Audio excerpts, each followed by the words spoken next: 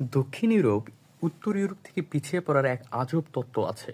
সেই তত্ত্বটি হচ্ছে দক্ষিণ ইউরোপ নাকি ক্যাথলিক অধ্যুষিত এলাকা, যার কারণে তাদের সংস্কৃতি বা ব্যবসা বাণিজ্য ওভাবে প্রসারিত হয়নি। অন্যদিকে উত্তর ইউরোপ নাকি আধুনিক মনস্ক প্রোটেস্ট্যান্ট দ্বারা অধ্যুষিত এলাকা, তাদের শিল্প সংস্কৃতি তাদের নাকি এক অনন্য উচ্চতায় পৌঁছে নিয়ে গেছে। তবে আপনি যদি জার্মানির মিউনিক শহরে বাভারিয়া অঞ্চলে যান, সেখানকার বিএমডাব্লিউ অ্যালিয়েন্সের সদর দপ্তরের সামনে দিয়ে যান, এই তত্ত্বটি পুরোই অসার মনে হবে। কারণ জার্মানির মিউনিক, স্পেশালি বাভারিয়া অঞ্চলে প্রায় পুরোটাই ক্যাথলিক অধ্যুষিত এলাকা, তবুও তাদের ব্যবসা বাণিজ্যে কোনোই প্রভাব ফেলেনি।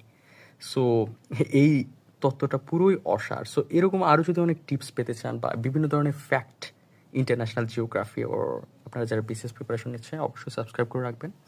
এবং আমি বিভিন্ন তত্ত্ব এবং বিভিন্ন গাঠনিক যদি কোনো ফ্যাক্ট থাকে বিভিন্ন মহাদেশ নিয়ে বা দেশ নিয়ে, সেটি আমি শেয়ার করব। ধন্যবাদ।